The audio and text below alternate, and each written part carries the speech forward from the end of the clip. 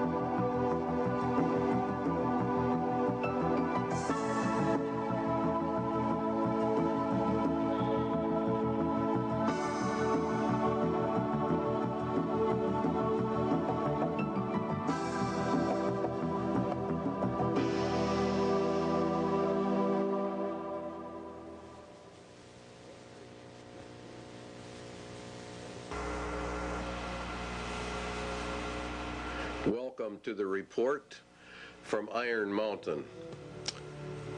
This report is something you would never believe unless you read it.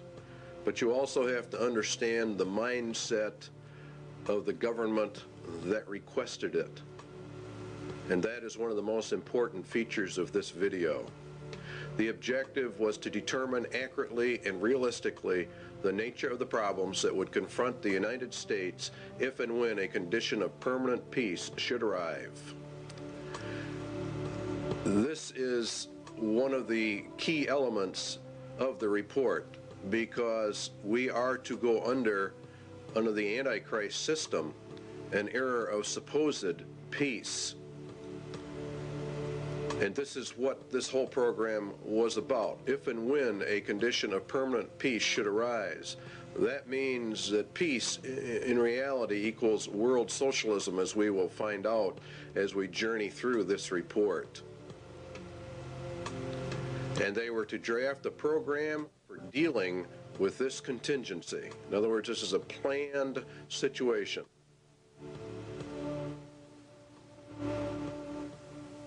The program equals the agenda, and how do we control the people of America if we move to an era of peace? And not only just America, but the whole world at large.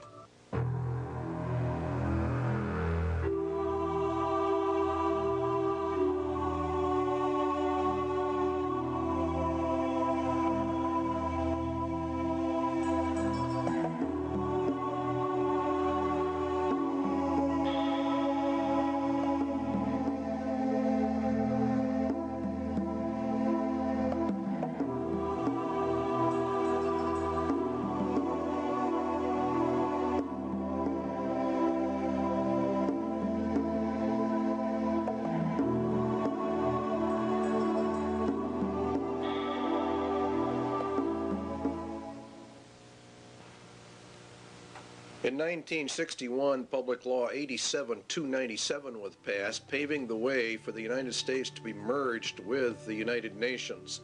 It's a very crucial law in that it disarms the American citizen in violation of the clear intent of the Constitution, which calls for our right to bear arms to maintain our free state.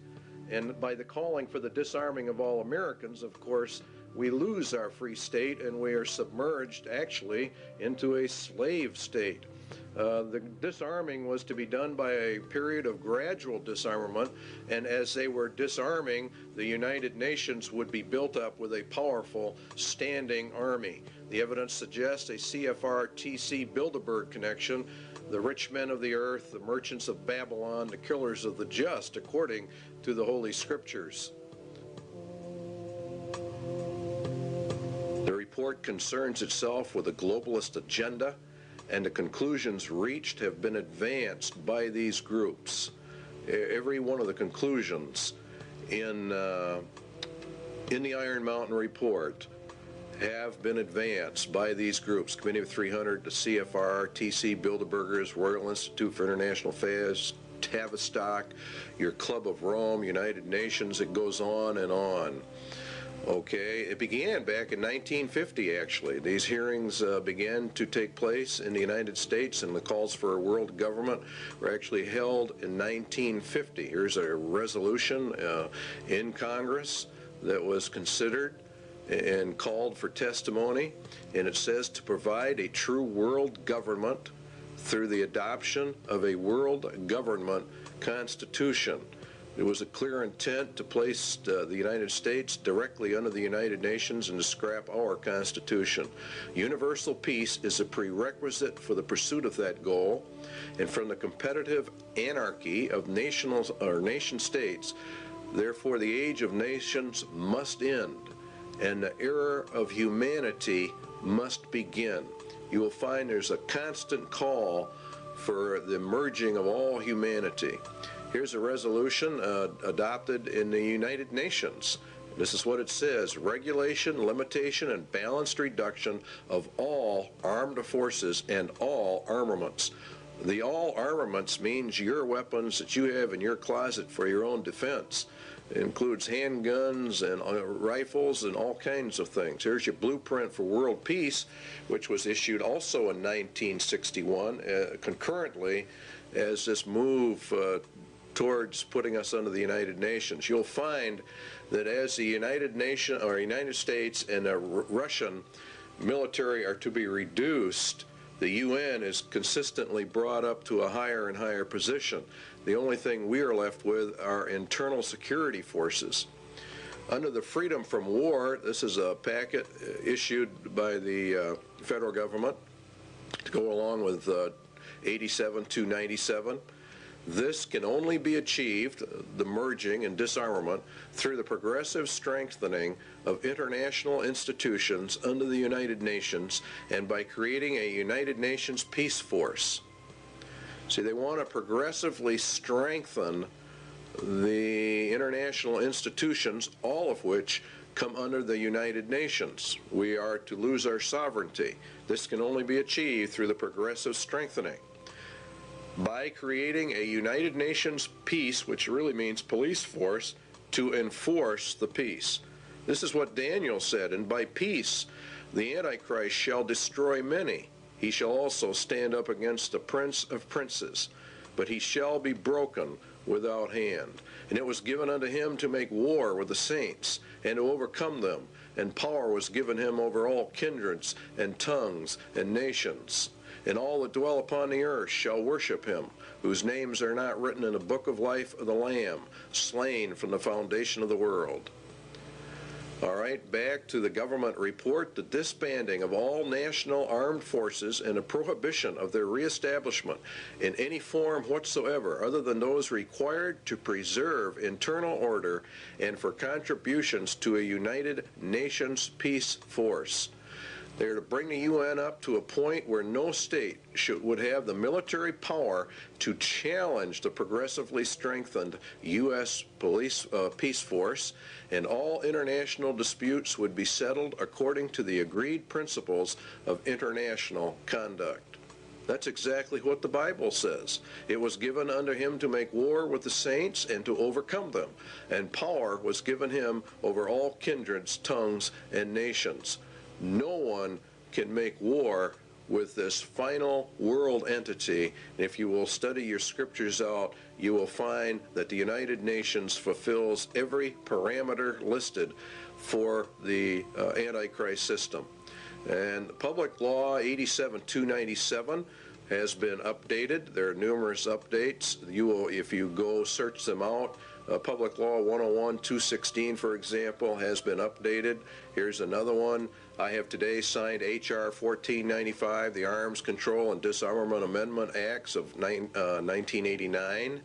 It authorizes the fiscal appropriations to get this thing underway. Now, the problem with it is the Bill of Rights in Amendment 2, the right to bear arms, a well-regulated militia being necessary for the security of a free state, the right of the people to keep and bear arms shall not be infringed. In other words, in reality, you cannot infringe that right in any way, method, or manner. The only way a people can remain free is to hold in their power the weapons necessary to secure their free state. This amendment deals with the international security of the United States from its own government. In other words, this amendment was to secure the people's freedom from their own government, from an internal government takeover. This right is not there so that you can go hunting or for the other excuses made. It is there to prevent the government of the United States from becoming a dictatorship by treason. In other words, by betrayal of the Constitution of the United States. Now, in order to merge the United States into the United Nations requires a total betrayal of the Constitution, which guarantees you a free state through the right to bear arms. You see the connection? The United Nations is a communist, illuminist, Masonic world dictatorship, and there are no freedoms, hence they have to get the guns to eliminate the free state nation guarantee in our Constitution. The Iron Mountain Report, then, is a report in reality on how to circumvent the Constitution of the United States. And in reality, it's a document of treason, of how the rich men of the earth are actually going to divert the attentions of the people away so that they can get this done. The guidelines given by the government for the Iron Mountain Report: 1, military-style objectivity; 2, avoidance of any value assumptions; and 3, the inclusion of all relevant data. And this is a very important part of this report, is the avoidance of all value assumptions. This is what makes it so absolutely cold and inhuman. It is to be amoral. It is as a computer is amoral. It deals in factual data. There is not any mercy. There's not any compassion. It doesn't deal in right or wrong or what is good or evil. It is a report on the handling of men, women, children, and babies on the basis of herd or animal management without regard to any moral considerations whatsoever. It reduces people to objects. It reduces all humans to non-entities with no rights of self-determination, with no rights granted by the Creator, and with absolutely no rights under a Constitution. The Constitution has been effectively canceled by Iron Mountain. Now again, you'll find these resolutions coming up in Congress all the time that want to strengthen the United Nations, to establish an international criminal court, SJ 32. These are bills before the Congress and the Senate. The implementation of Agenda 21 and other Earth Summit agreements, which is all United Nations. Reagan called for the World Army. Clinton has approved a UN Army. You're seeing it on TV all the time.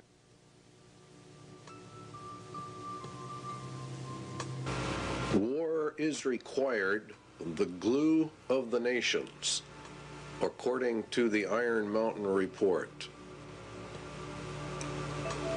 Is war the scourge of the nations?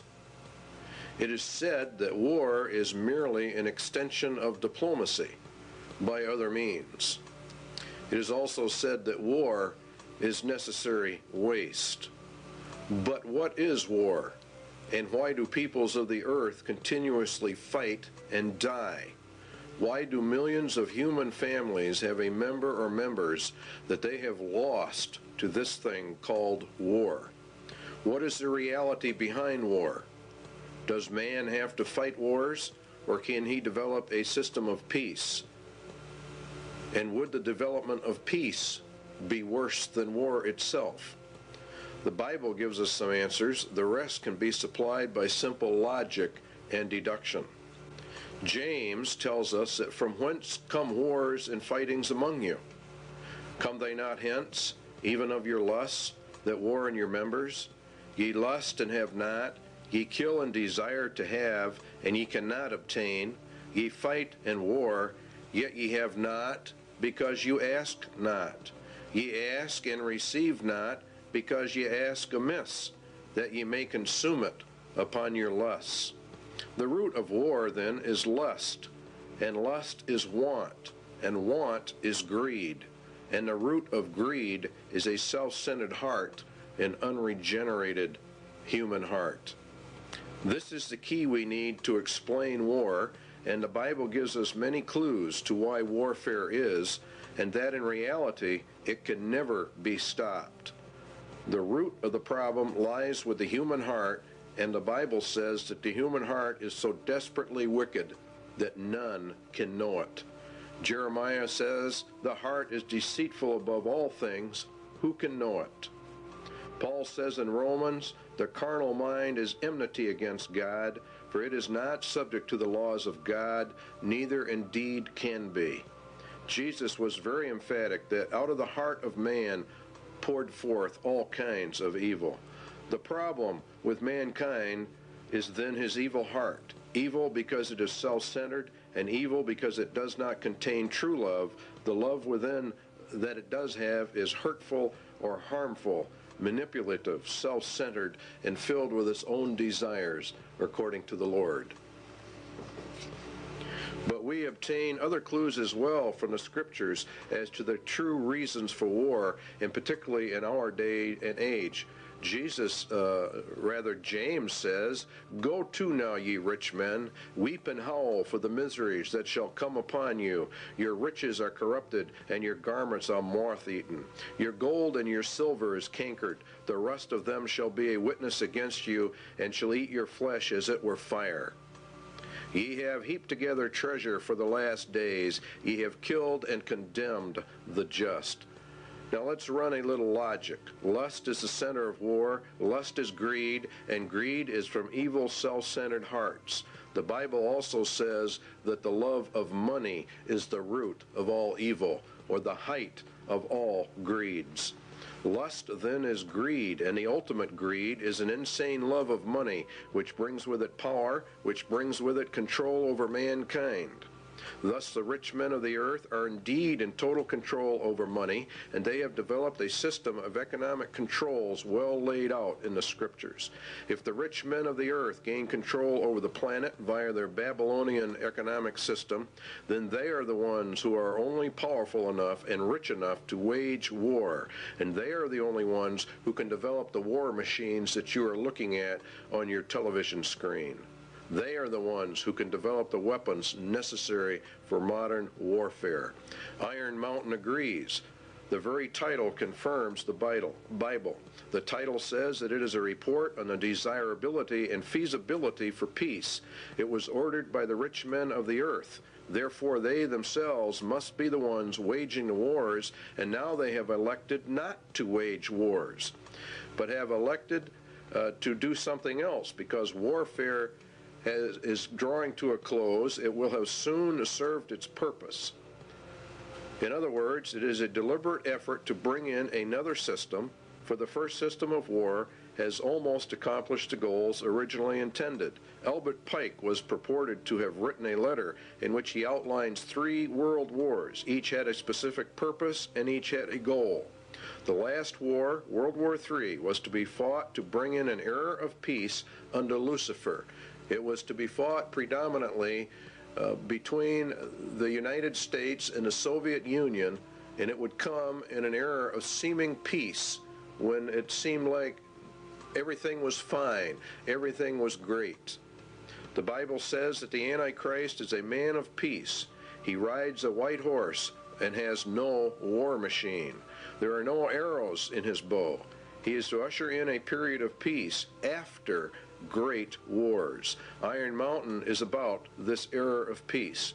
Iron Mountain is a report to aid Antichrist in his rise to power. It is in reality a report from hell.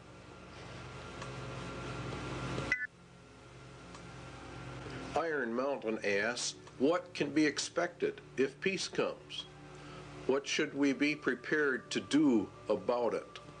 What, for instance, are the real functions of war in modern societies? These are very important questions.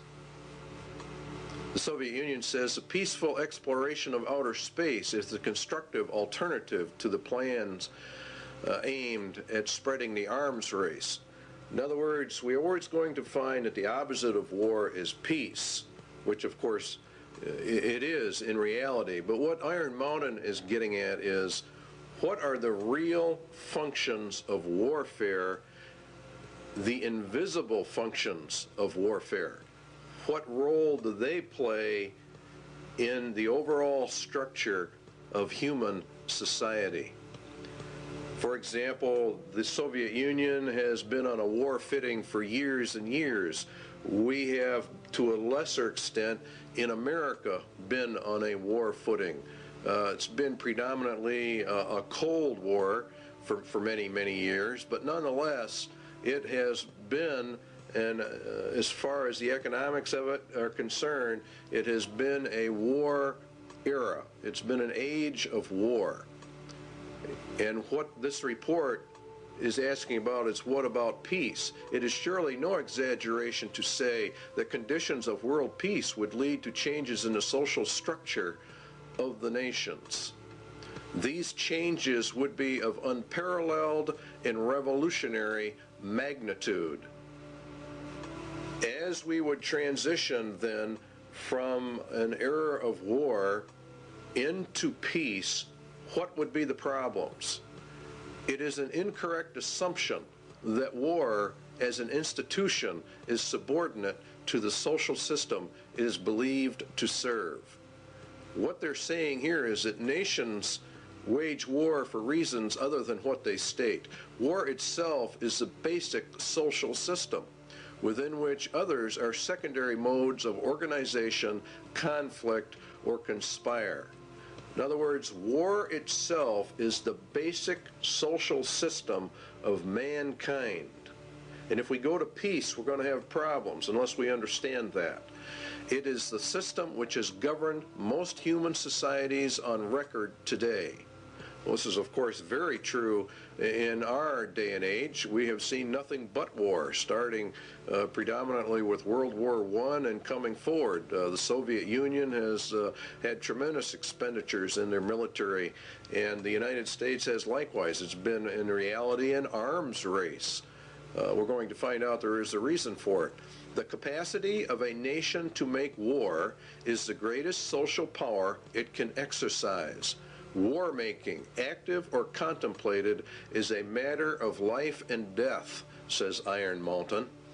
The misconceptions of war: one, to defend a military, or defend a nation rather, from military attack by another, or to deter such attack.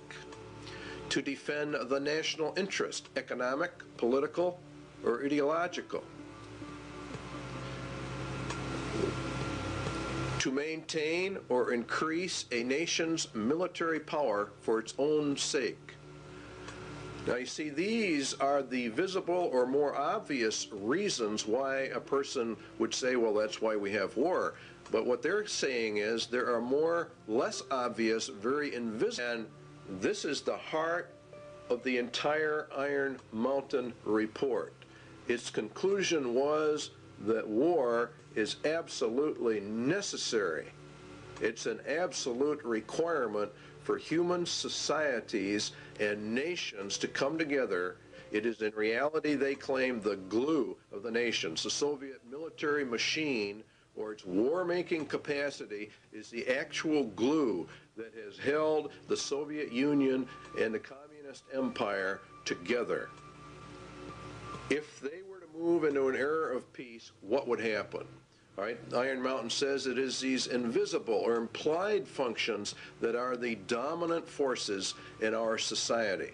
So what we have to find out then is what are the true functions of war in a society. Why, for example, has the Soviet Union and the United States, both of which are controlled by the rich men of the earth, been on a constant war footing, constantly escalating this conflict? Why are they doing it, and what are the reasons behind it? Economic reasons are: it is a necessary waste that operates outside the normal economic supply and demand system. Warfare creates an artificial demand. In other words, the war system itself, having huge militaries with all of their armaments, with all of the research and developments, creates a demand. This waste of money outside the system, according to Iron Mountain, acts as a counterbalance to the economic growth of the nation. It is progressive for research and development of weapon systems, and it spurs technological advances which spin off and help society at large. Defense spending per se might be countenanced on economic grounds alone as a stimulator of the national metabolism. In other words, war itself, for economic purposes, is a tremendous growth factor. For the political reasons, it's different. A nation is a group of people organized together with a common goal and a national identity. The nation has an outlook or an attitude of how it will deal with other nations, and that's what we call foreign policy. A nation's foreign policy, says Iron Mountain, can have no substitute if it lacks, or no substance rather, if it lacks the means of enforcing its attitude. In other words, if the nation is not strong enough, it doesn't matter what their attitude towards somebody else is. War is itself the defining element of any nation's existence vis-a-vis any other nation. War, then, equals nations because it is the glue of nations and what causes them to come together, and peace would mean the dissolving of the nations. The elimination of war implies the elimination of national sovereignty and the traditional nation state. Please understand the importance of that remark in Iron Mountain. It is the elimination of war that brings us to world government. The war system not only has been essential to the existence of nations as independent political entities, but has been equally indispensable to their stable internal development. Without it, the war system, no government has ever been able to obtain its legitimacy, or in other words, we could say its right to rule its society. War is the basis of that claim to rule, and it is therefore the glue that holds a nation together, according to Iron Mountain. The possibility of war provides a sense of external necessity without which no government can remain in power. The organization of a society for the possibility of war is its principal political stabilizer. All right? In other words, for the Soviet Union, they said that the American people were the enemy. And that gave them the glue which held the Soviet Empire together, which rallied the people to make such sacrifices so that we could build up this huge war machine. The basic authority of the modern state over its people resides in its war powers. Now that's another very important statement. Therefore, a substitute for the war system must be found in order to control the people and provide stability and legitimacy of government if we go into an era of peace. Now we know that the United Nations is to be that era of peace. So therefore what they are saying is we have to find substitutes for what war does, the invisible functions of war.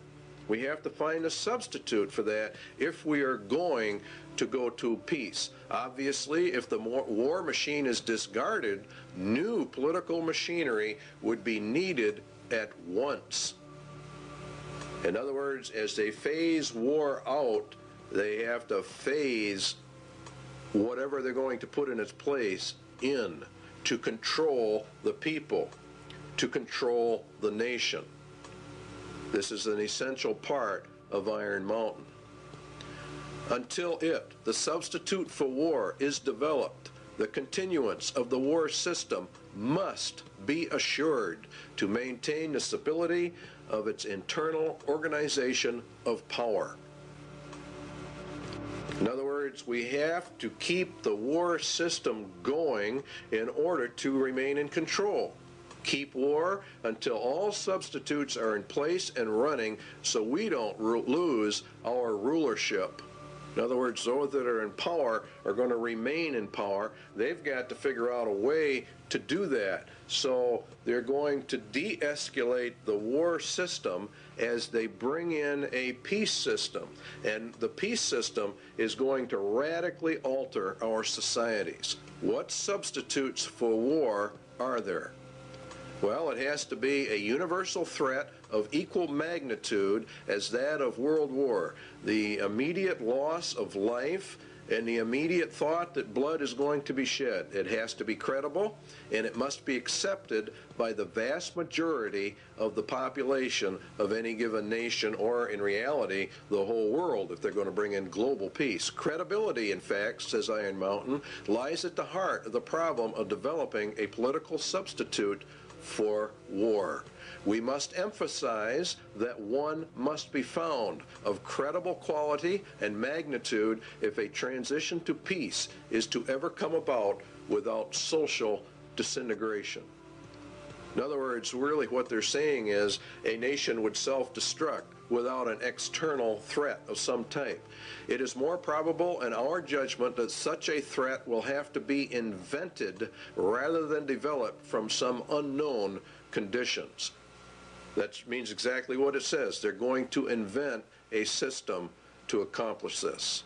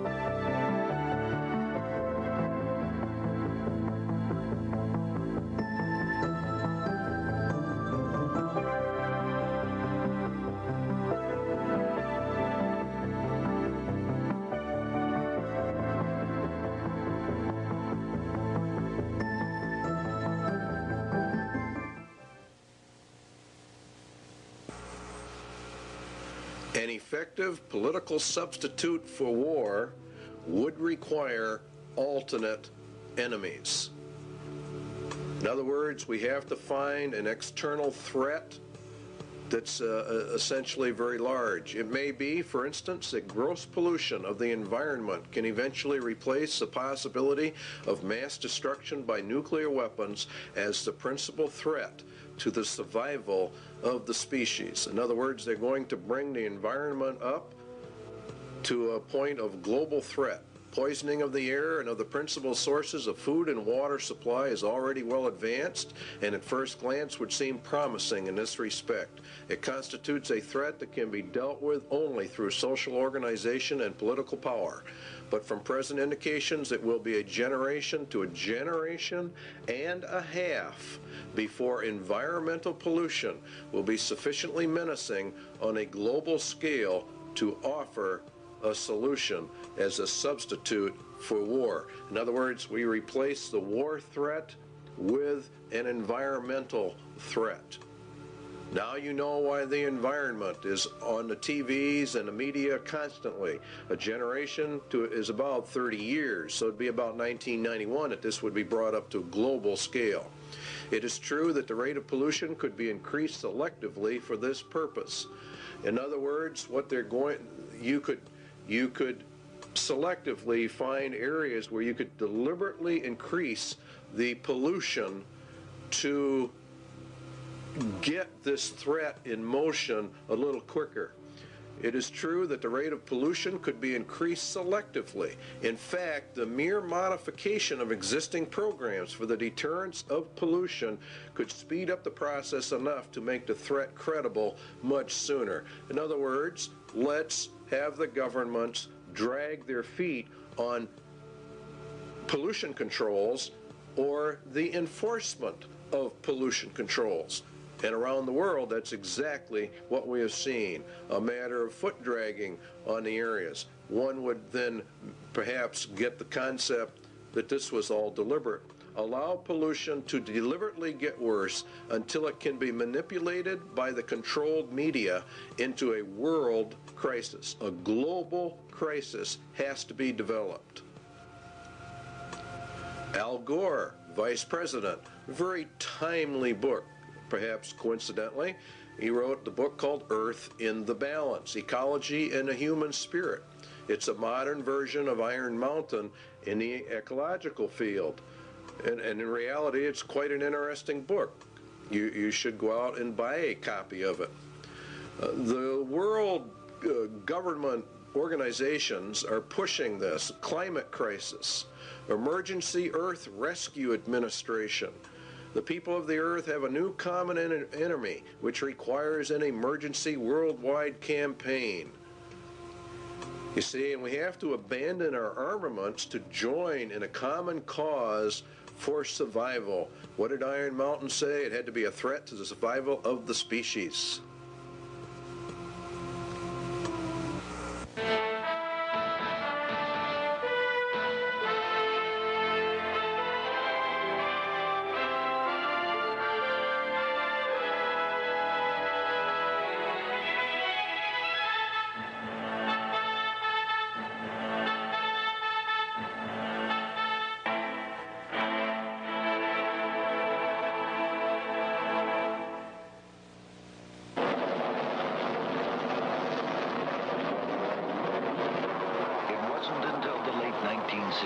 When Apollo missions were bound for the moon, that we were first able to see complete pictures of the Earth.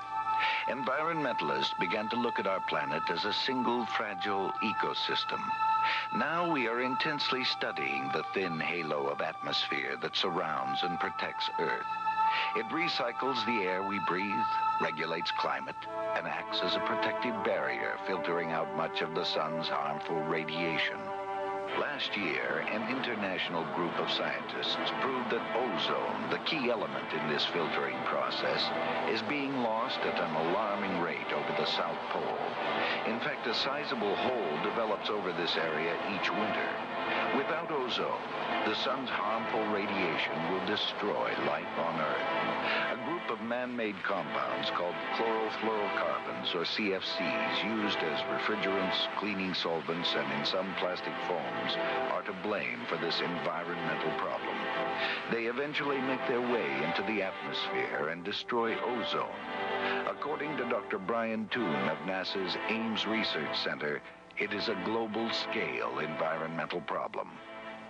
This really marks the first time in the history of environmental science where human beings on one side of the planet have done something to the planet that has significantly affected it globally and on the far side of the planet from where the original pollution took place.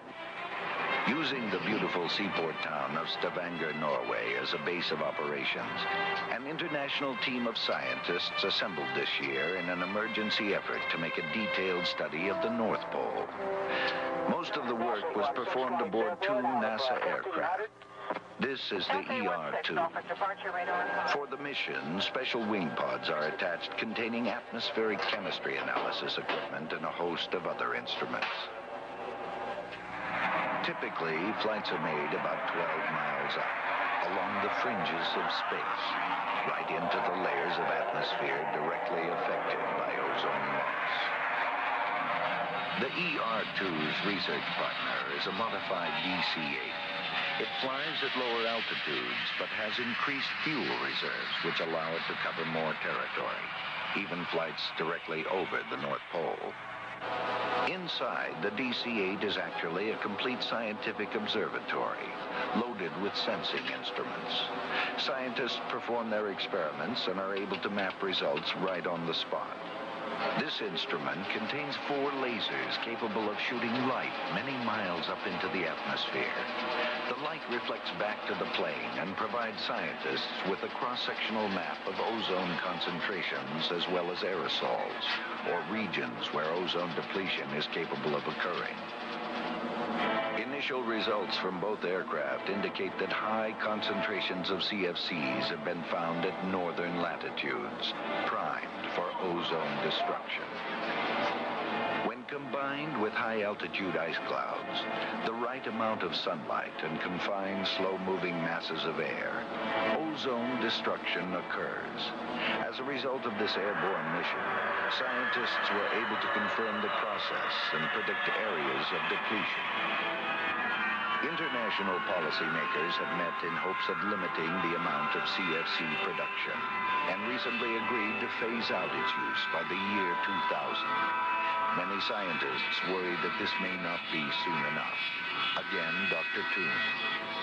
With the ozone problem, for example, when you release fluorocarbons to the environment, it's decades to centuries before those are removed. Researching safe economic replacements for CFCs is a vital part of solving this serious environmental issue. Thanks to the intensive work done in the last few years, we know why ozone depletion exists. It is now up to the world community to take responsibility for the future of our global environment.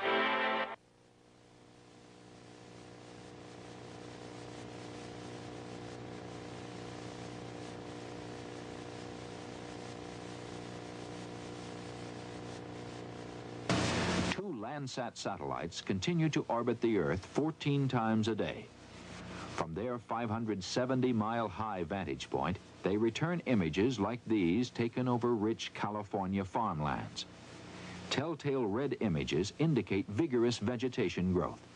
The state of California is using Landsat imagery to inventory and map its irrigated cropland.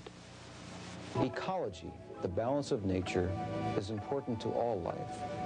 One of the tools we can use to monitor this balance of nature on Earth is the satellite. Satellites can be used to observe our planet from a high vantage point. A NASA film called Remote Possibilities tells the story. From far out in space, the Earth appears serene and beautiful, displaying no hint of our crowded planet's many problems.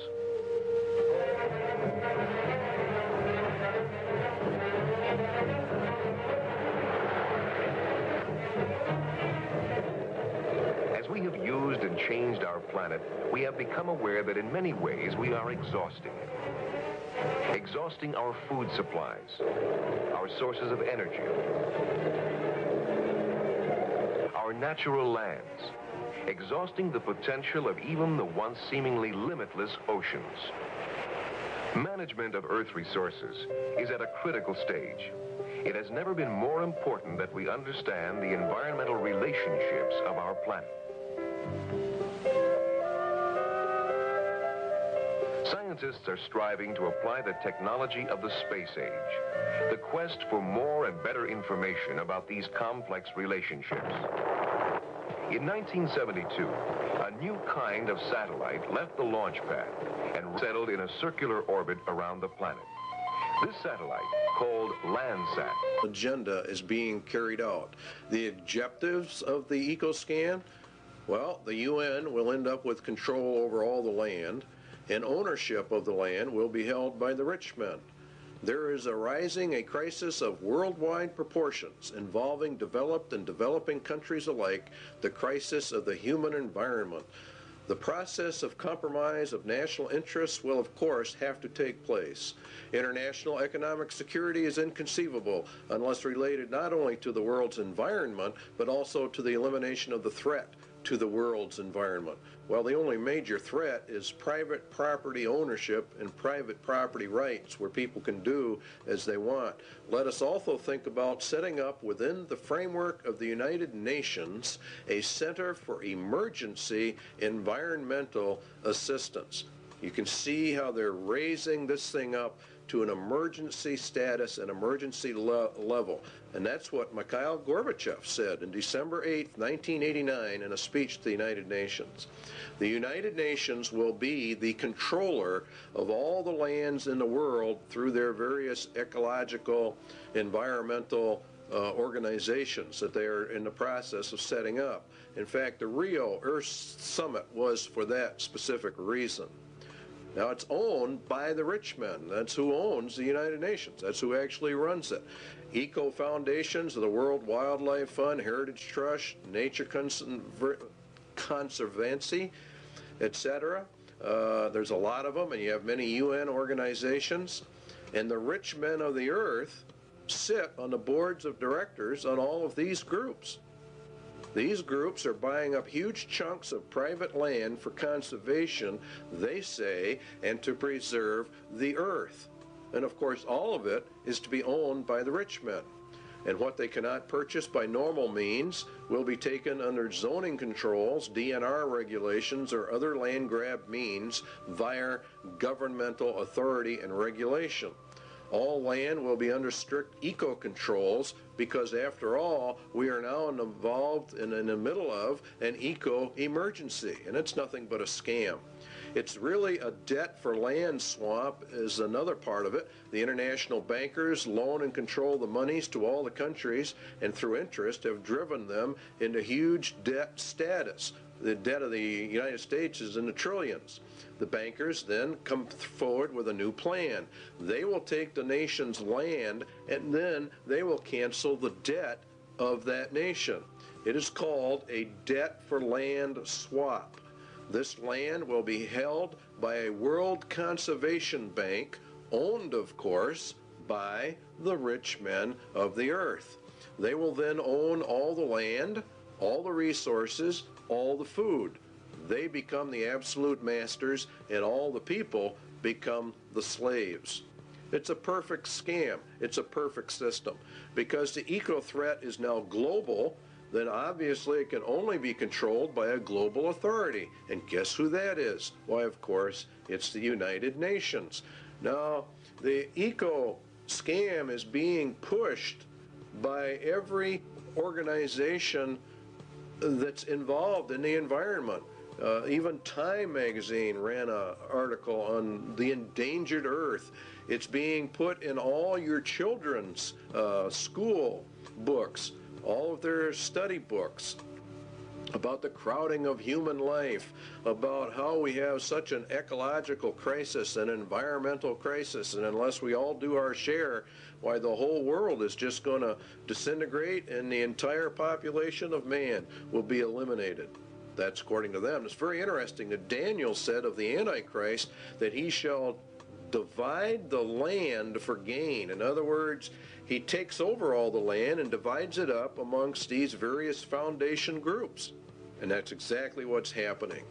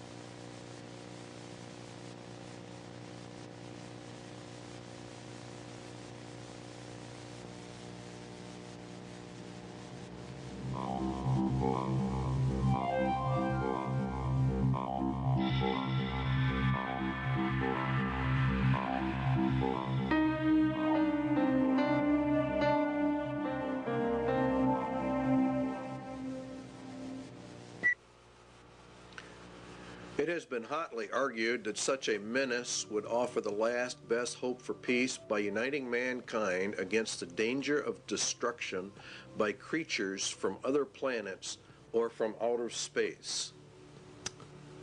Experiments have been proposed to test the credibility of an out-of-the-world invasion threat. It is possible that a few of the more difficult to explain flying saucer incidents are of this nature. The thrust of the second threat is to unite mankind against a common enemy. The escalation of the UFO mystery requires careful media control. The threat must also dovetail into the agenda for a one-world government. Everything that Iron Mountain proposes in all of their substitutes will lead into a one-world government. And that is the whole nature of it. There has been a tremendous amount of interest in UFO activity. Many, many books have been written about it. The average Christian, I believe, probably poo-poos the whole subject, but we believe here at CIA they're making a tragic mistake when they do that, because the Bible does mention some things that would tend to imply very strongly that UFOs are in fact real and will be a latter-day occurrence, just before the end and just before the return of Jesus Christ. As you can see, here's a book for Christians, UFO End Time Delusion. It is part of the grand delusion that God is going to cast down upon man for the rejection of Jesus Christ in the end. There have been many books written about the government's cover-up of the UFO experience, and that the United States government knows exactly what is going on, and we would agree with that from the viewpoint of the scriptures, that the people of the world, the governments of the world, the highest levels of the powers that be, know exactly what's going on when it comes to the UFO mystery. They do because their mind is controlled by Satan, and he is the author of all of this. It's part of the grand delusion in the end. And there was war in heaven. Michael and his angels fought against the dragon, and the dragon fought and his angels, and prevailed not. Neither was their place found any more in heaven. And the great dragon was cast out, that old serpent called the devil and Satan, which deceived the whole world. He was cast out into the earth, and his angels were cast out with him.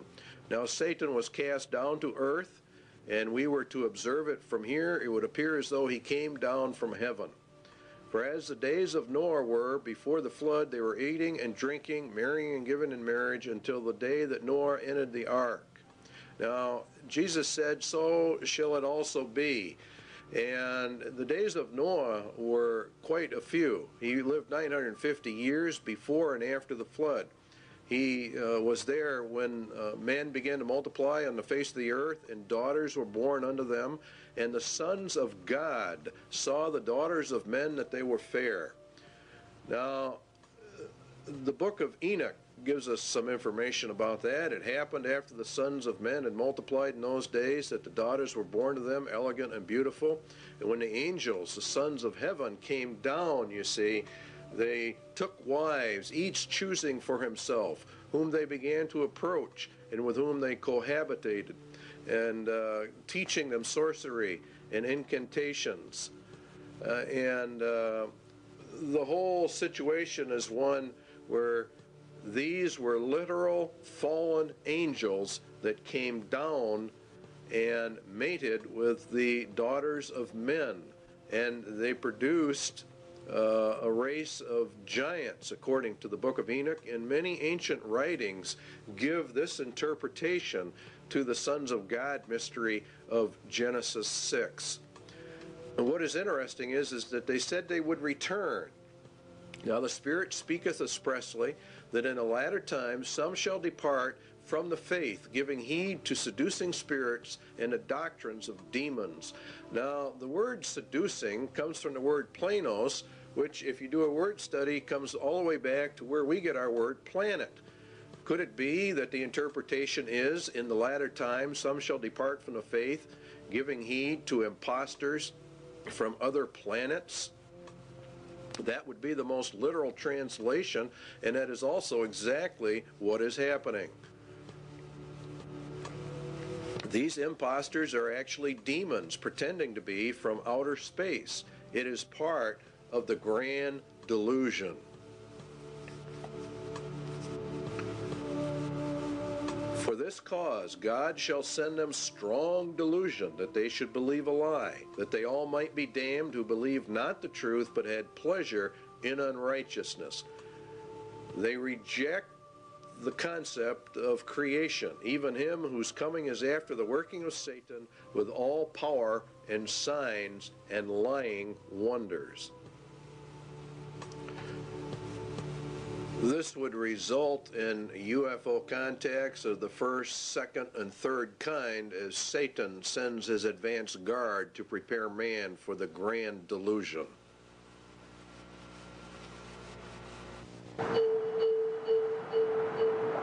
On the surface of an average planet, circling an ordinary yellow star, an advanced intelligence searches the skies for evidence of life.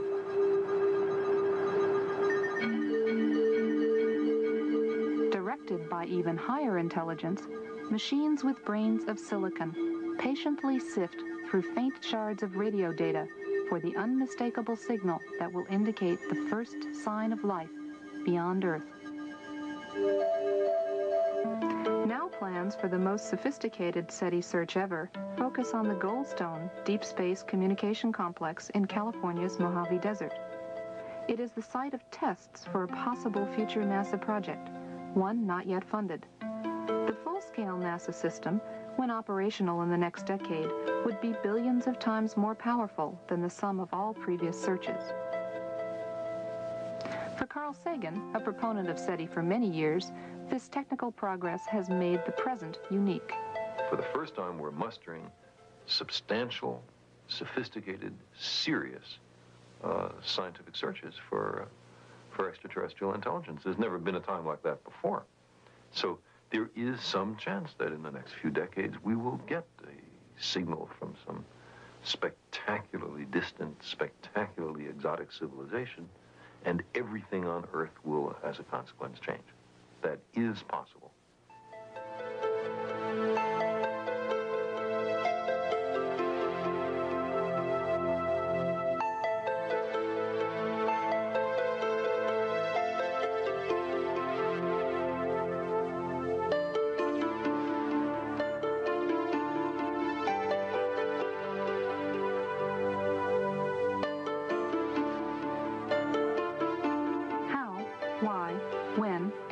To search for life beyond Earth has been debated for centuries. Deciding what sort of signal to look for in the skies is no easy task. NASA's proposed search focuses on radio, a portion of the electromagnetic spectrum where nature produces the least interference for any intelligent signal. The plan is to use existing radio antennas and combine them with advanced computer hardware and software specifically designed for the task. Signal processing equipment suitable for SETI is constantly becoming more powerful and more efficient, but also cheaper and smaller than ever before. SETI pioneer Frank Drake came up with a way to organize our developing knowledge and current ignorance. SETI scientists often use what's called the Drake equation to illuminate the necessary conditions for contact and to provide a rough estimate of the number of other civilizations. The existence of other technical civilizations depends upon astronomy, how planets form, comparative planetology, biochemistry, the role of intelligence in evolution, technology, and the fate of technical civilizations. So SETI becomes a way to test our theories of the origin and evolution of the universe and the place of life within it. There are several keys here that we want to look at as we keep Iron Mountain's report in mind. The two primary keys are that evolution is an accepted fact and ETs are now accepted at the highest levels of government. We believe that the SETI program is camouflage for what is really going on, or the contact reports that have been gotten out from the government under the Freedom of Information Act are in fact cover for the SETI program. But the two, we believe, are going to merge in the end and introduce mankind to the aliens, who are in reality demons and Satan's advanced guard. The movies that have been produced are very important. Satan plants a seed, he waters it, then he sits back and watches it grow, and then he reaps the harvest. And the harvest, of course, is the loss of millions upon millions of men. The Day the Earth Stood Still was produced many years ago, but it's a very, very important film in that it planted the seed. The Day the Earth Stood Still said that war must stop, peace must be enforced, and world government is a requirement to get all of this to happen. The message was very important. E.T., a very, very popular movie, taught us some things as well. It said that reptiles are very cute, that love is the answer, that love heals, but more importantly, that we all evolve in a different manner. You're going to find evolution at the bottom of all of these movies. And Star Wars is another one. How famous they were. Well, they're programming the human mind for certain things. One, evolution of the races, good and evil forces, a universal, eternal fight between the forces of good and evil, and more importantly, a federation of planets, a uniting of the nations, a uniting of all the planets. Mankind will evolve upwards and eventually will join in intergalactic civilization.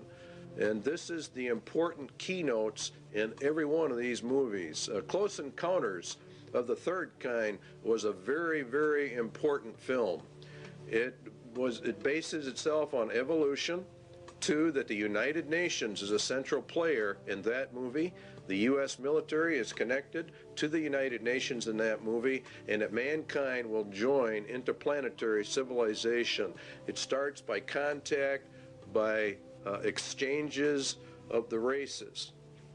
In other words, some of our people go there, and some of their people come here. Now, something surfaced not too long ago called Majestic 12 that dealt with government contact with aliens. A lot of people laugh at this document and think it's a hoax. Our research against the Bible would say that it is not a hoax, that this actually is legitimate and that contact has been made. Operation Majestic 12 is a top-secret research and development intelligence operation established by special classified executive order of President Truman. Now, this took place back some years ago. Very interesting, however, what Majestic 12 sets up. A rancher reported that a UFO had crashed in a remote region of New Mexico. You might have even seen this replayed on Unsolved Mysteries. They ran a series on this.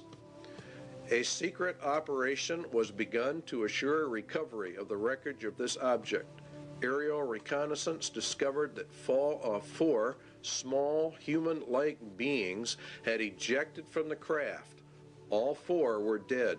News reporters were given the effective story that the object had been a weather balloon. They are discounting the UFOs to the public while they gather the evidence secretly. The biological and evolutionary, there's your key, processes responsible for their development has apparently been quite different from those in Homo sapiens.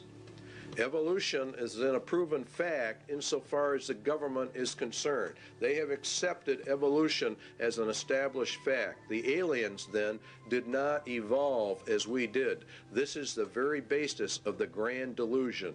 It's creation versus evolution.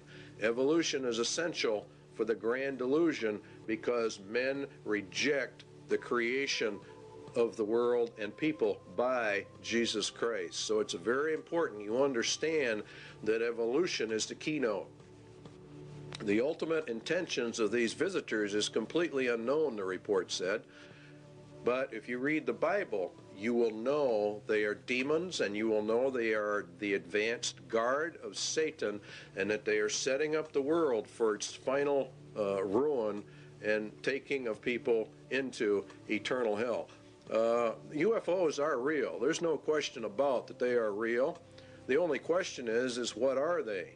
And if you take the evidence of the scriptures, definitely we believe here at least that they are the sons of God returning just exactly as they said they would, and all the occultic literature talks about this.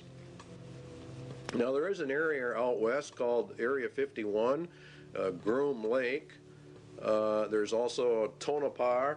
There are several areas from which Project Red Light was developed. It's a top secret testing program for alien technology for defense purposes.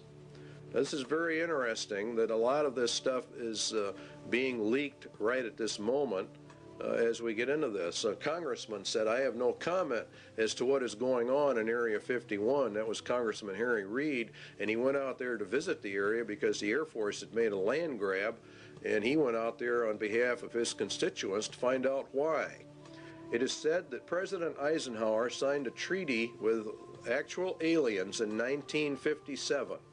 The swap was they could take our people for experimentation, and we would get technology in exchange. In other words, the aliens come to Earth, we take their technology to build our defense mechanisms. Now, a lot of people think this is ridiculous, but if you read what it says about Babylon the Great, the nation, it gets all of its technology from Satan. Satan is the one that gives them the power. And this is why the United Nations is being brought up. And this is why the United States is so deeply involved.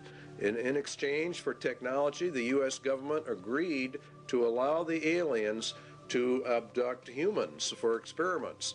And this accounts for the large number of abductions reported all over America. This is part of the grand delusion, which has evolution at the root of it. Now you have actually two options. All of the leaks of this type of information are disinformation, where it is real and the aliens really are here. The Bible evidence would be that it is real, the aliens are here, and that they are the advanced guard for Satan. He's programming the human race for this delusion, and it's based upon evolution. The sons of God of Genesis 6 have returned, as they said they would in occult writings. And Jesus said, as it was in the days of Noah, so would it be again. And that's when the sons of God came down. So therefore, the agenda of Iron Mountain for external threat number 2 has been and is being carried out.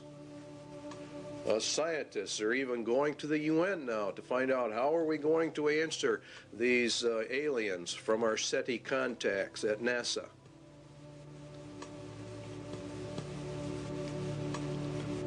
They believe the UN should do all of this. And so you see it elevates the United Nations to power. And this is very important. It's part of the Iron Mountain agenda.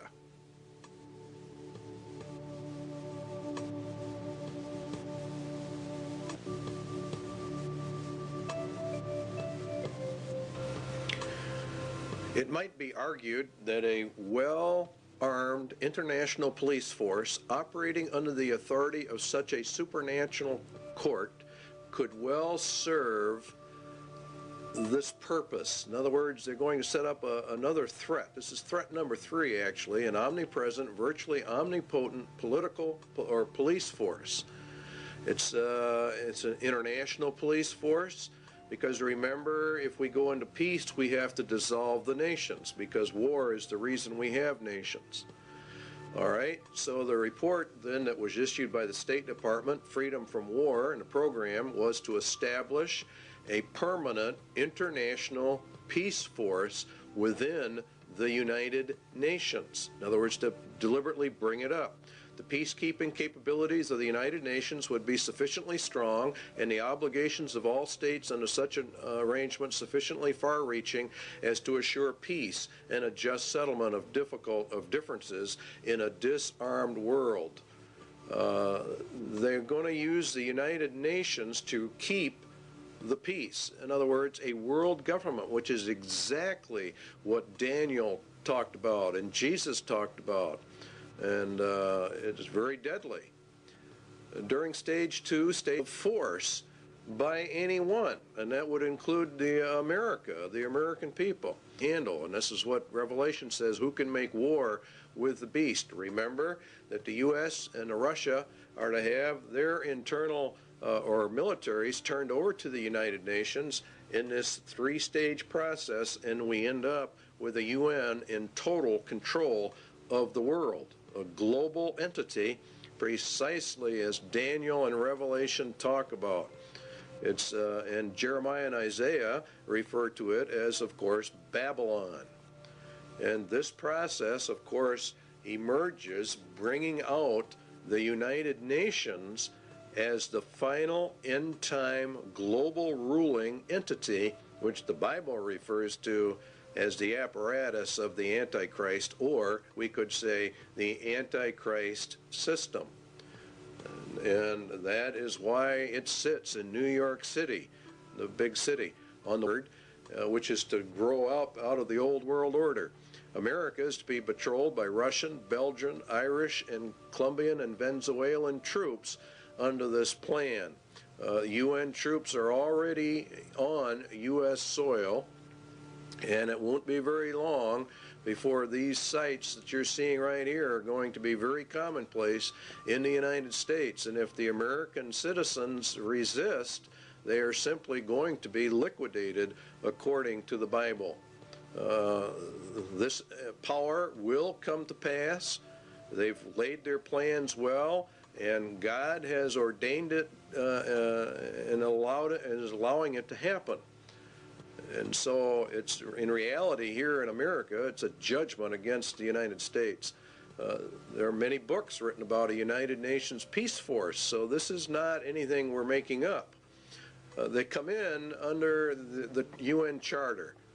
And the last part of it, this principle of non-interfering in a nation shall not prejudice the application of enforcement measures under Chapter 7. In other words, the United Nations claims that it doesn't really want to get involved in internal national affairs, but the opposite is in reality the truth. Chapter 7 deals with action with respect to threats of the peace, breaches of the peace, or acts of aggression. And it's the Security Council itself that determines the existence of a threat, of any threat to the peace. So they can come in, if they choose to, on very fragile grounds, which is exactly what they did in Somalia.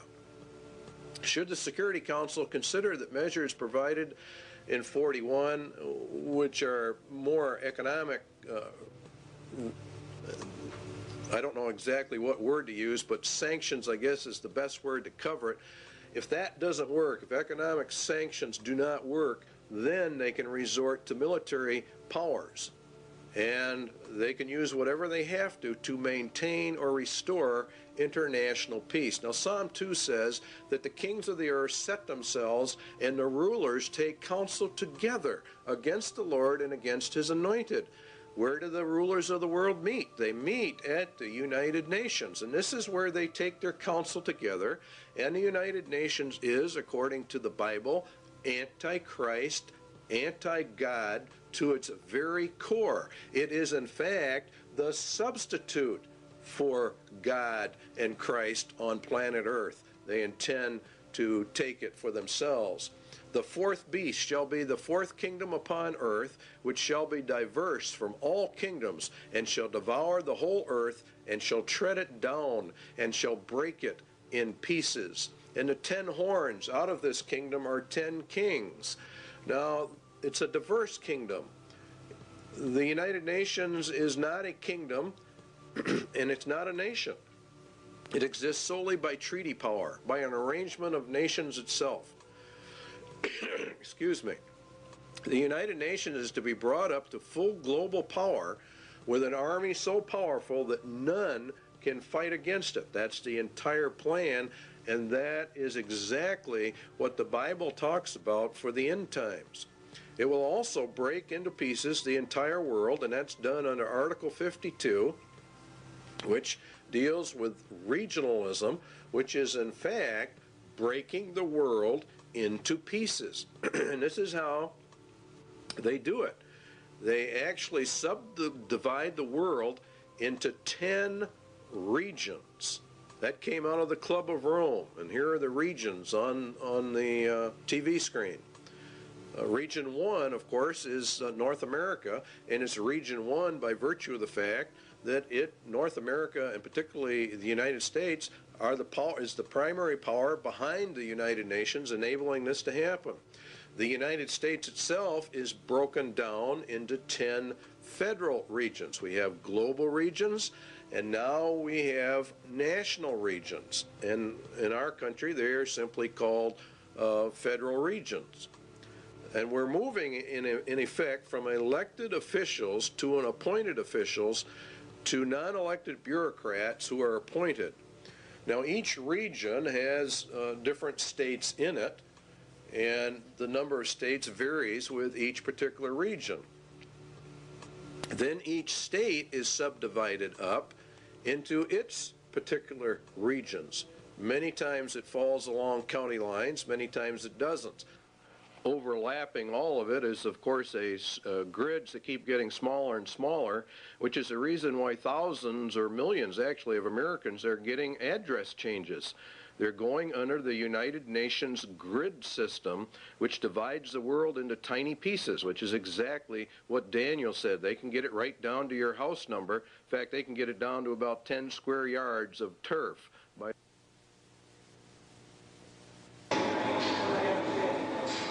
Recently, NASA's Landsat 4 satellite, shown here just before its trip into space, was launched from the Western Test Range by a Delta rocket. This Landsat is the fourth in a series of NASA spacecraft designed to continuously collect accurate information on Earth's resources. More than 100 nations will make use of the information gathered by Landsat 4 in land use planning, mineral exploration, and agriculture. Landsat project scientist Dr. Vincent Solomonson described a new instrument on the satellite called the Thematic Mapper. In urban planning, the Thematic Mapper will be very effective. Features that were blurred or hazy over cities as viewed by the multispectral scanner on Landsats 1 through 3 will be seen much more clearly from the Thematic Mapper. And as a result, urban planners will be able to manage and monitor the spread of the urban sprawl into the surrounding countryside. The major receiving and processing facility for Landsat data is located at NASA's Goddard Space Flight Center in Greenbelt, Maryland. After completing its 3-year mission, Landsat 4 is designed to be retrieved by the space shuttle. Okay, standing by for up telemetry command reset. So what we have are 10 federal regions.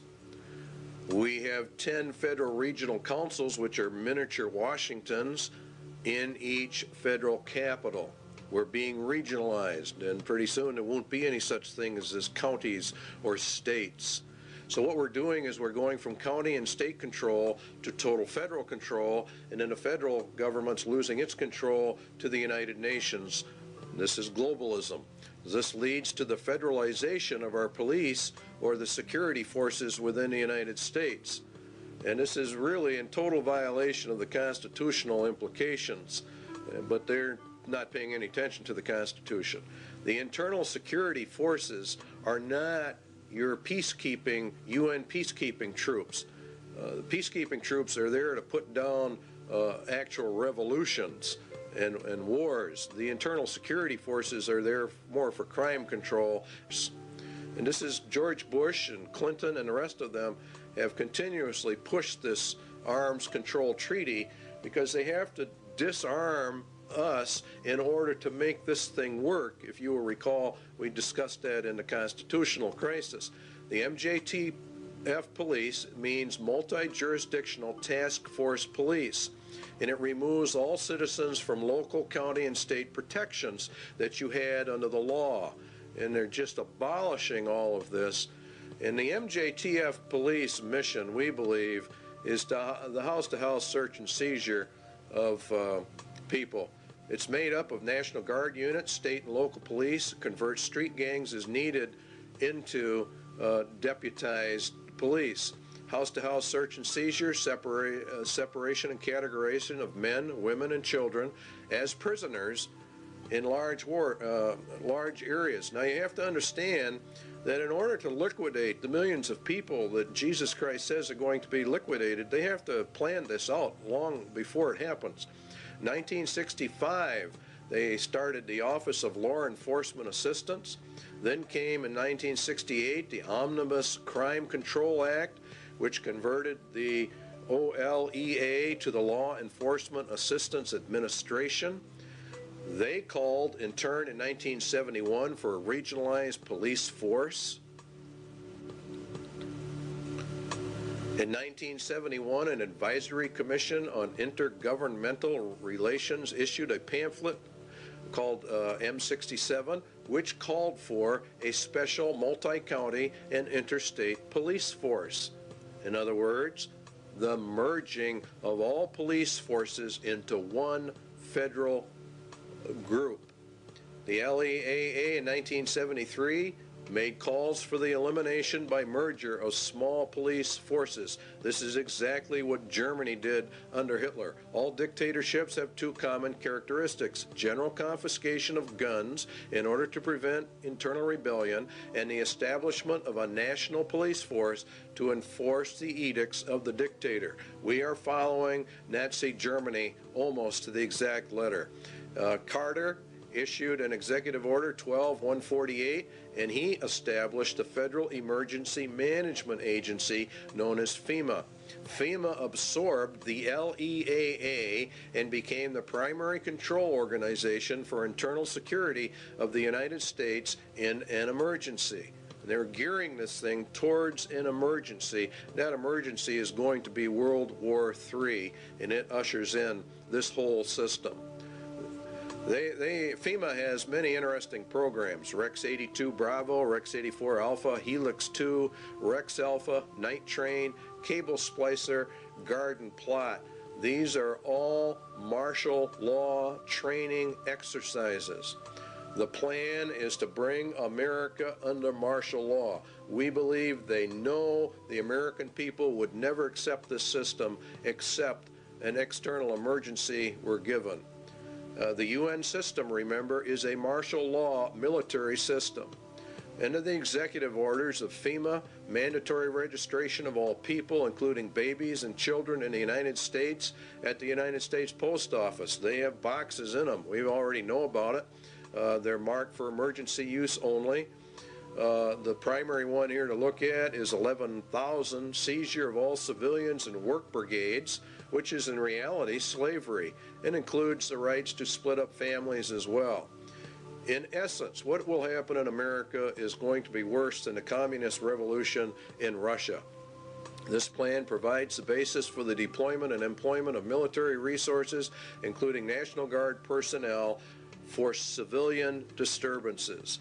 So Iron Mountain external threat number 3 has been and is now being implemented. An omnipotent police force. Next on the list is the space program as an economic substitute for war.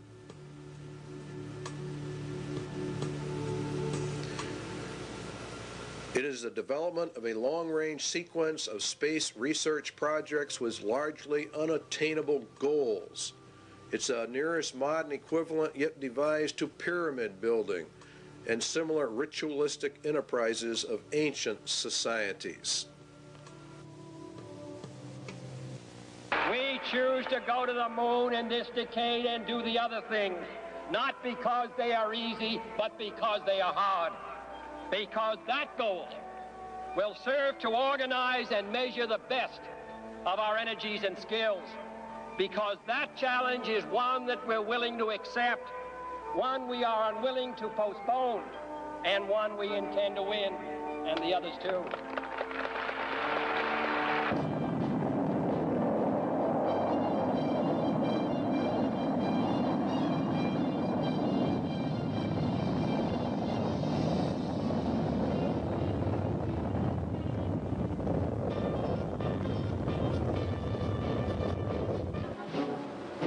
Everything associated with the Saturn V was huge. The rocket itself, the building where it was assembled, and the crawler transporter that carried it to the launch pad. The fully loaded Apollo Saturn V was 363 feet tall. Its main engines alone generated 160 million horsepower, and its fuel pumps pushed fuel to the engines with the force of 30 diesel locomotives. As Saturn V lifted off Launch Complex 39 for the first time, it weighed more than 2,800 tons.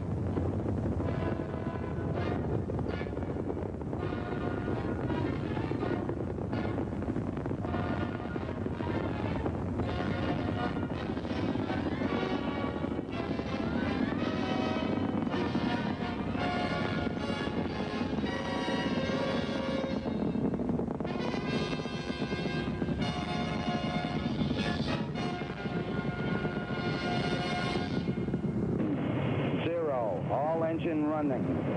Liftoff. We have a liftoff. 32 minutes past the hour. Liftoff on Apollo 11. Tower cleared. We got a roll program. Neil Armstrong reporting the roll and pitch program, which puts Apollo 11 on a proper heading.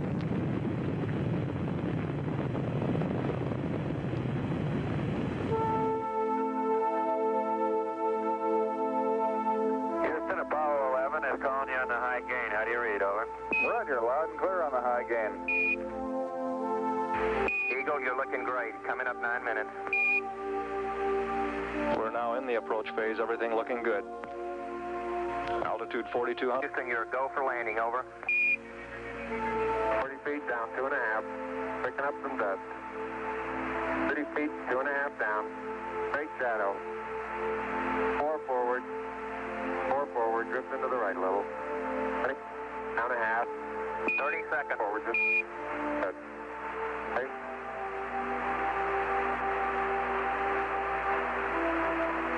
Contact light.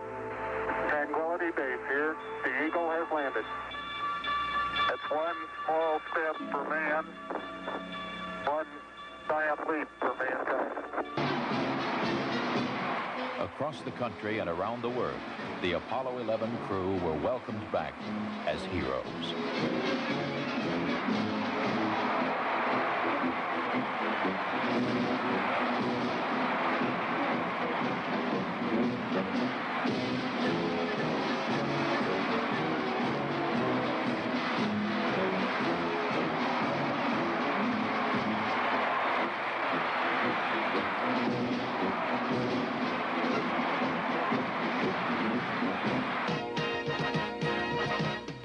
Before Project Apollo ended, 6 additional flights to the moon were made, and all but one were highly successful.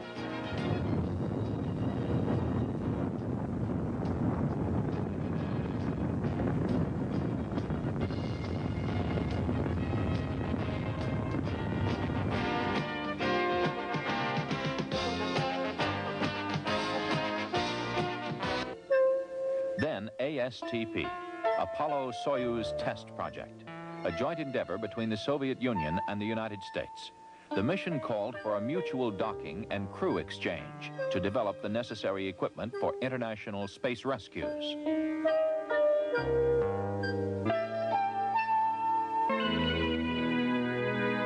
We looked back at planet Earth with Landsat remote sensing satellites. Crops, forests, pollution, all can be photographed in great detail to help us better manage our Earth's resources.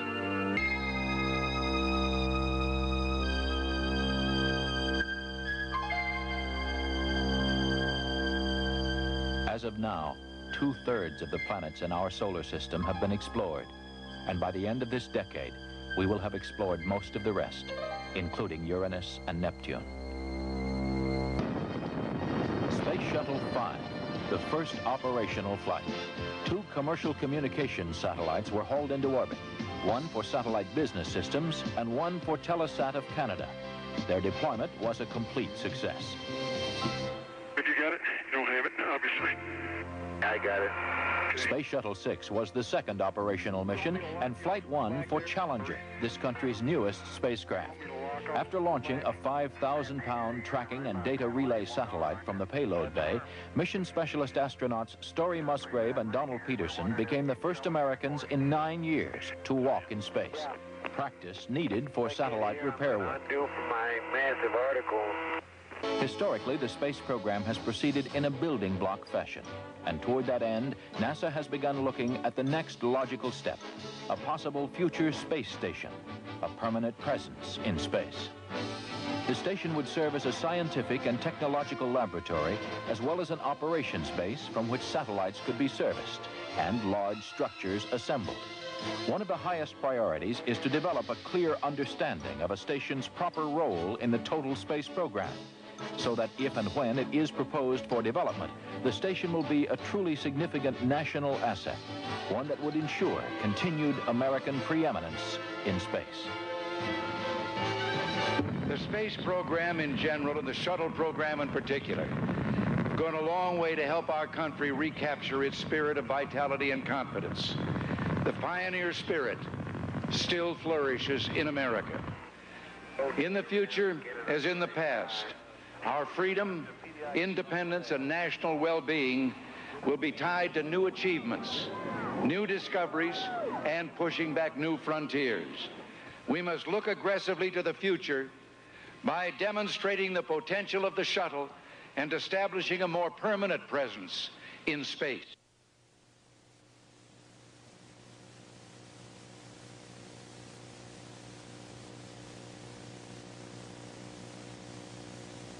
Even when ratified, the INF Treaty will not totally eliminate the nuclear threat to Eurasia. The vast nuclear arsenal possessed by the USSR and the variety of delivery systems available still present a significant threat. The organization of fail-safe inspection machinery could well be ritualized in a manner similar to that of established military processes. Inspection teams might be very like armies, and their technical equipment might be very like weapons. Inflating the inspection budget. In other words, what they want to do is they want to expand this. So what do we have? The INF Treaty, where it says inspection machinery could well be ritualized according to Iron Mountain. Inspection teams might be very like armies. And that's exactly what has happened. We have a great ritual of disarmament. It's very interesting what you find when you start digging into the INF treaty hearings. Limited test ban. Let's take a look at all the treaties. Limited test ban, 1963. Non-proliferation, 1968. The ABM Treaty, 1972. The SALT I, the SALT II, the IMF Treaty. Very long, drawn-out process. And this is exactly what Iron Mountain recommended be done.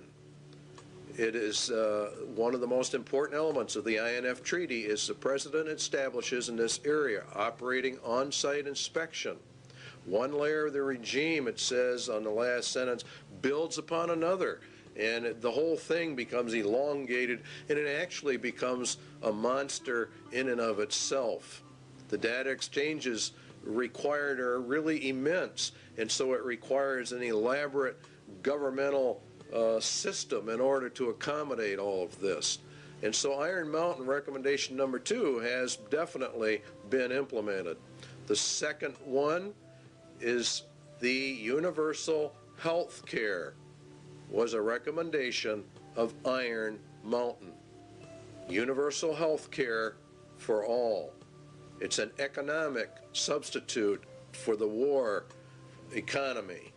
It's very interesting how all of this works. Health, drastic expansion of medical research, education, and training facilities, hospital and clinic construction, the general objective of complete government guaranteed health care for all. That's exactly what Clinton has introduced to the American people.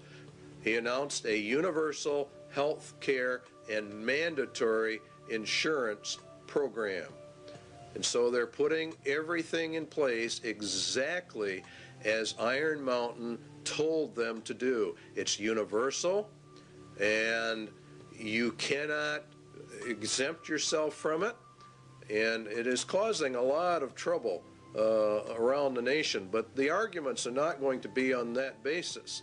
What is going to happen is we're going to be issued eventually a global identification card, and that is the purpose of this whole thing.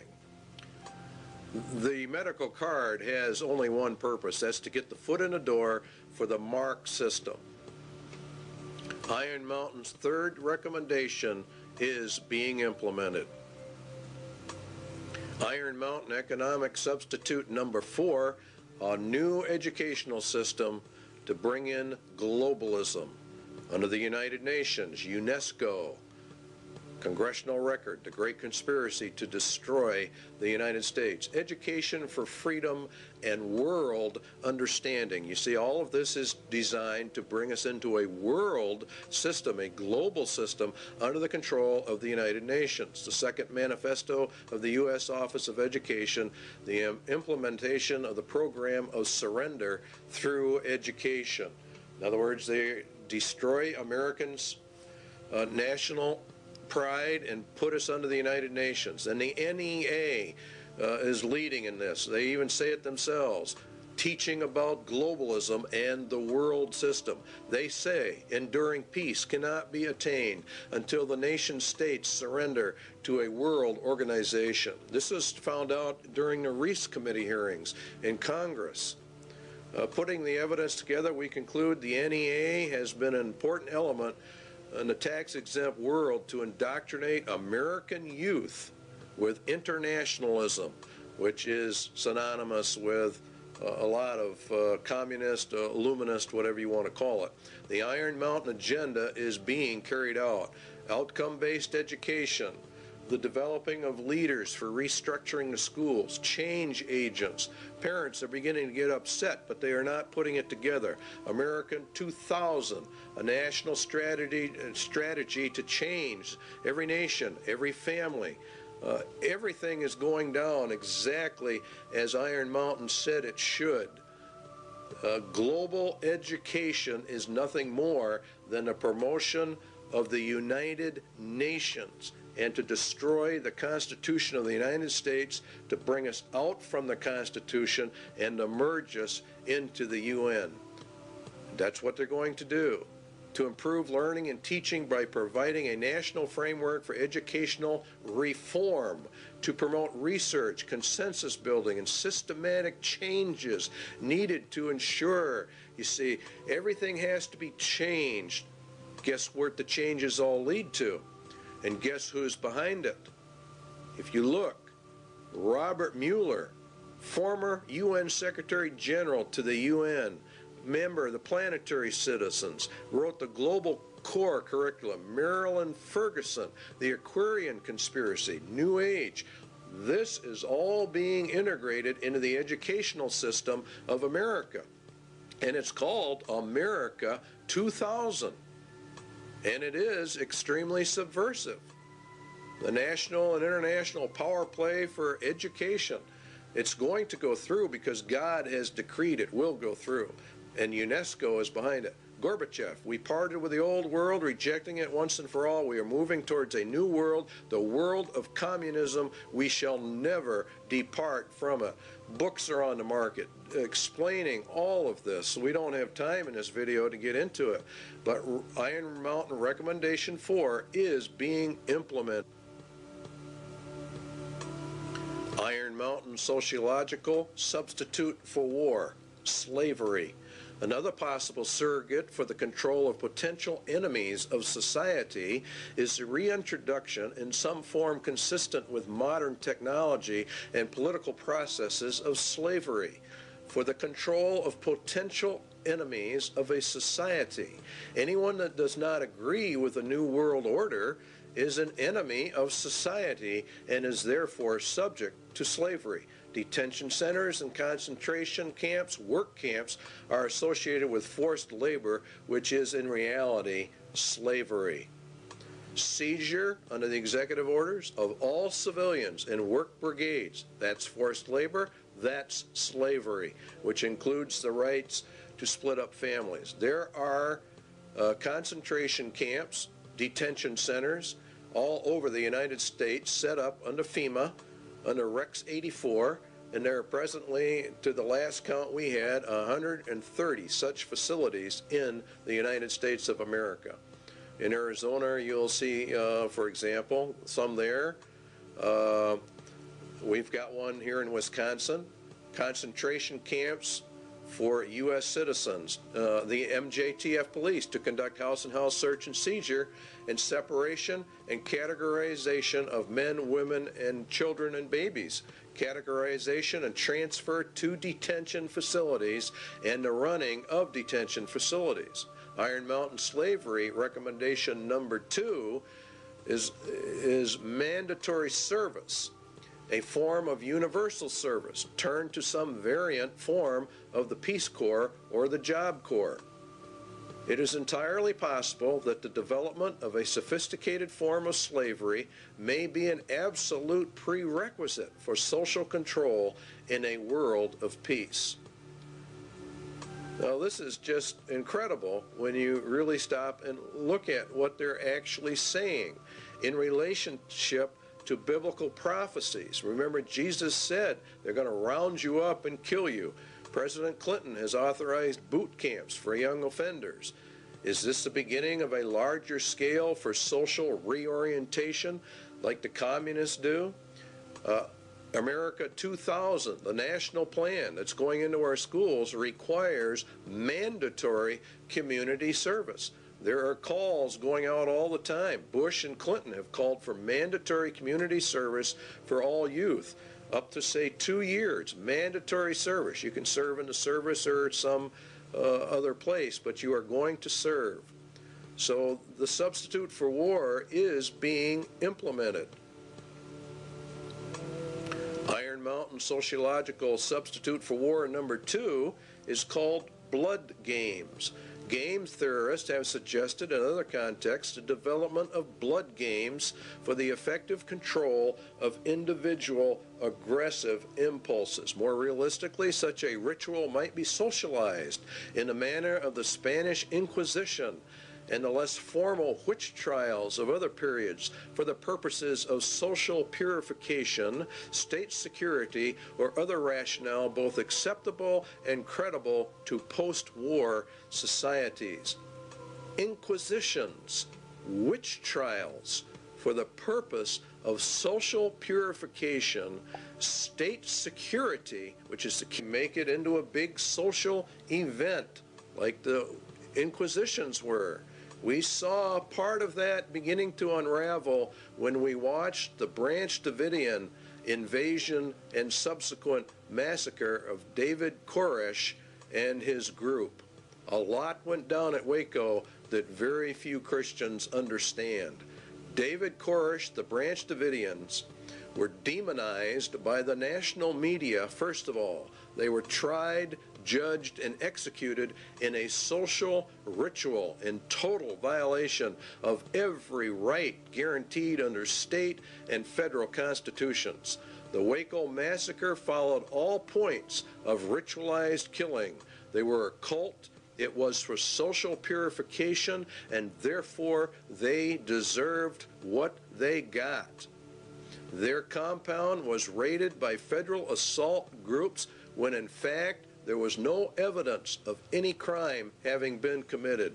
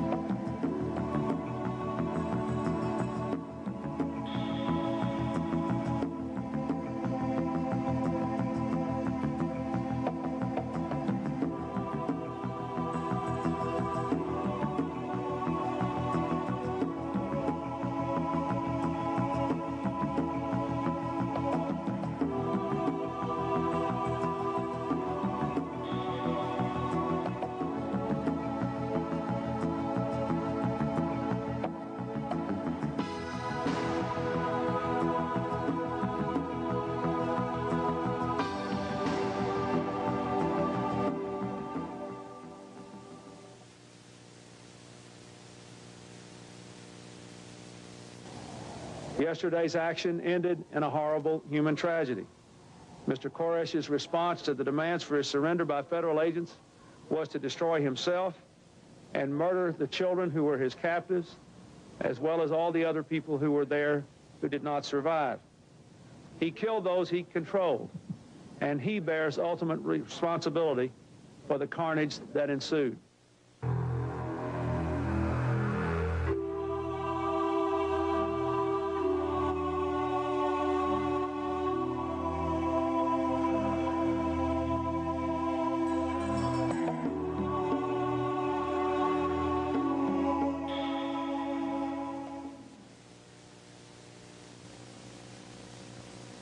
In the papers before I was going to go to court. They called me the white supremacist and all that.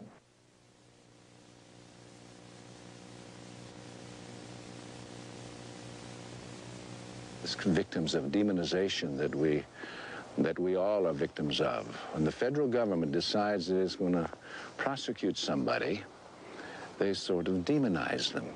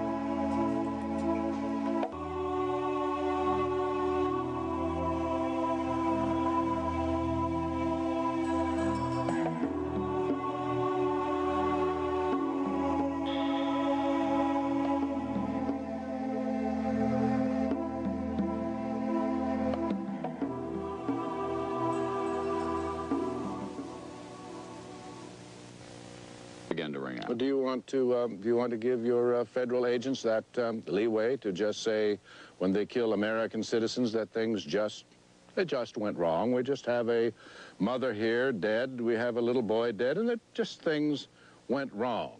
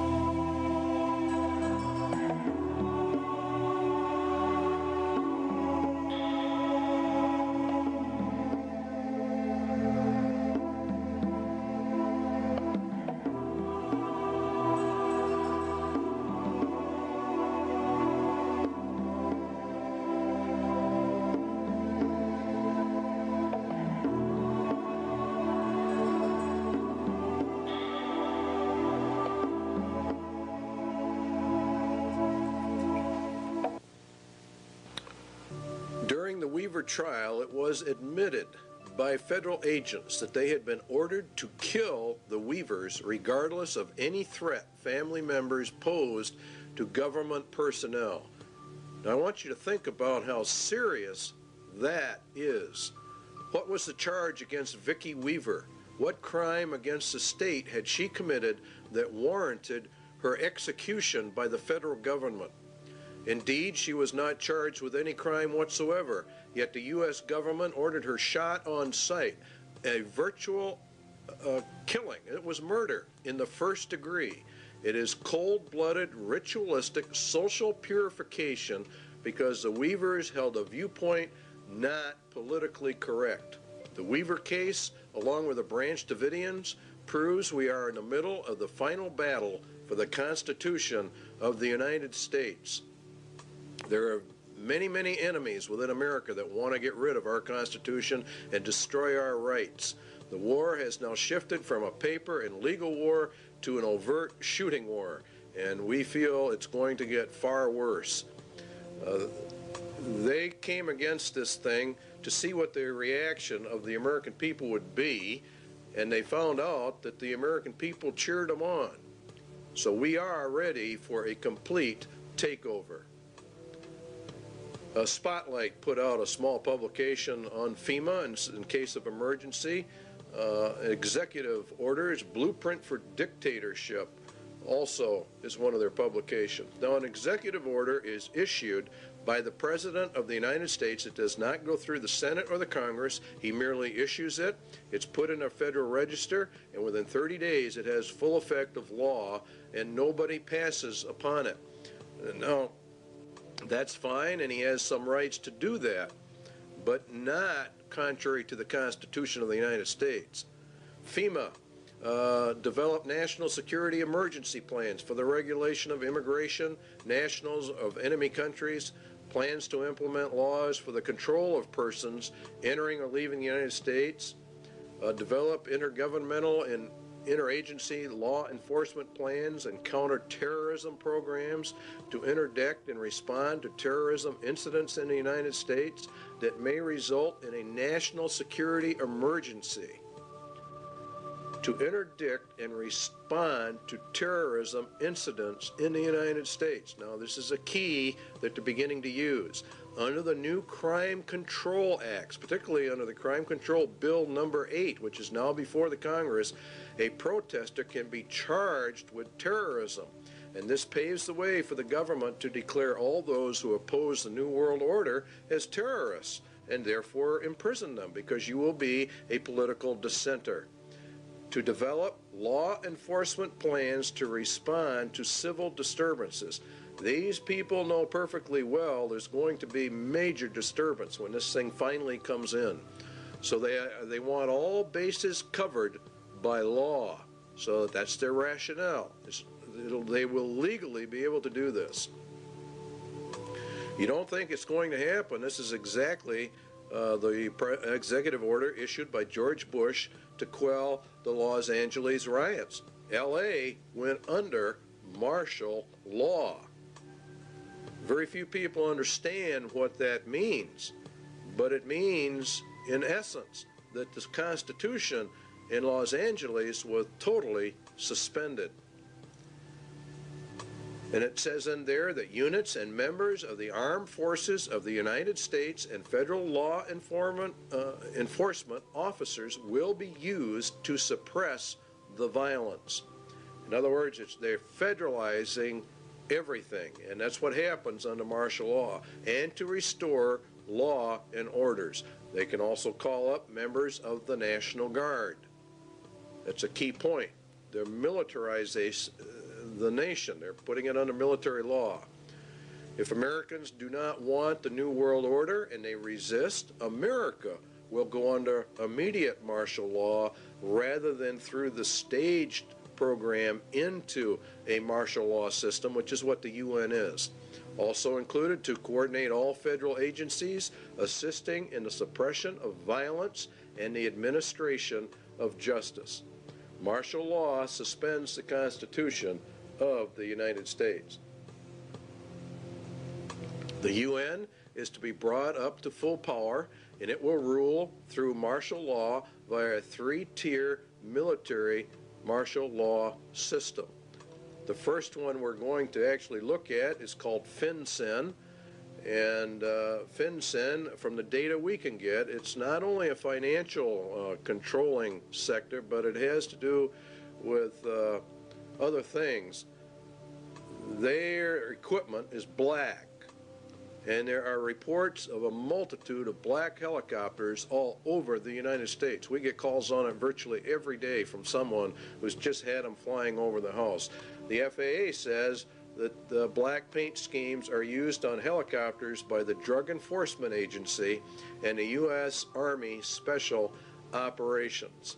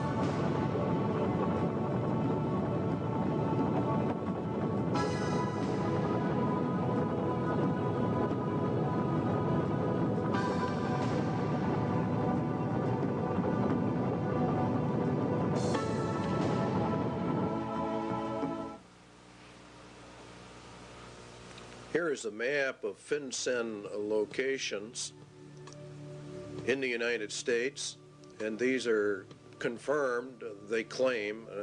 We have not been able to verify it. We're bringing this to you strictly unverified for troop deployment locations in the United States of America. There's been a fairly consistent reporting in Montana of UN combat groups. They are in reality the top tier in the UN system, and entrance to the U.S. was by presidential executive order 11-1190, signed by President Bush. And there are many battle group locations, and there are many multi-jurisdictional task force police, which are the third tier, or the lowest, on the UN police force. And it is in reality, from what we can gather, is the federalization of the police forces in America and putting them in reality under the United Nations command, which we go under. And that would be for the detention centers, concentration camps for dissenters are part of this overall system for the roundup of people. Now, one of the largest ones is in Alaska. The Alaskan camp is the biggest, being over 1 million acres, and it's located just outside of Fairbanks, according to reports, and it's serviced by a spur line called the Alaskan Railroad. That's very interesting because under the emergency orders under FEMA, one of the railroads that gets activated and falls under their control is the Alaskan Railway. And so we're beginning to find out that all of this goes together. The Alaskan camp was purchased under a mental health bill, and of course you have to understand that they are using mental health as one of their primary methods of warfare. The Iron Mountain recommendations for an inquisition for social purification are also confirmed by the Lord Jesus Christ. Then shall they deliver you up to be afflicted, and shall kill you, and you shall be hated of all nations for my name's sake. This is predominantly a move against Christians and Jesus Christ. And he shall speak great words against the Most High, and shall wear out the saints of the Most High, and think to change times and laws. See, that's exactly what they're doing right now. They're changing all the laws. And it was given unto him to make war with the saints, and to overcome them, and power was given him over all kindreds, tongues, and nations. And in Revelation 17, and I saw the woman drunken with the blood of the saints, and the blood of the martyrs of Jesus. And this is actually, you're going to find out, has much to do with the United Nations. Iron Mountain substitute for war blood games has been, in effect, implemented and is being carried out. Ecological, considering the shortcomings of war as a mechanism of selective population control, it might appear that devising substitutes for this function should be comparatively simple. In other words, war kills off some people, and so now we have to have an ecological substitute for that function, and it really boils down to total population control. Current trends in warfare, the increased strategic bombing of civilians, and the greater military importance now attached to the destruction of sources of supply as opposed to purely military bases, strongly suggests that a truly qualitative improvement is in the making. In other words, as we phase down the war system, there's probably going to be one great last one in their plans to really reduce the world population. There is no question but that a universal requirement that procreation be limited to the products of artificial insemination would provide a fully adequate substitute control for the population. A universal requirement that procreation be limited to products. See how they treat people. Conception and embryonic growth taking place wholly under laboratory conditions would extend these controls to their logical conclusion. Now, total and complete control, this is what this means, of every human being born. They will be pre-selected genetically to be a slave to the rich men of the earth. This is a system they're setting up. They have an intermediate step, total control of conception with a variant of the pill via water supplies or certain essential foodstuffs. In other words, they intend to, when they bring in this new system, they will stop the growth of the population. They will put it into the food or the water supplies, and then they would offset it by a controlled substance so that it could be countermanded and the woman become pregnant. And they claim in Iron Mountain that it was already under investigation and under work back in 1961. So the interpretation is the mandatory mass sterilization of the human race with them in total control of all the antidotes for it. Excess population, Iron Mountain says, is war material. As long as any society must contemplate even a remote possibility of war, it must maintain a maximum supportable population.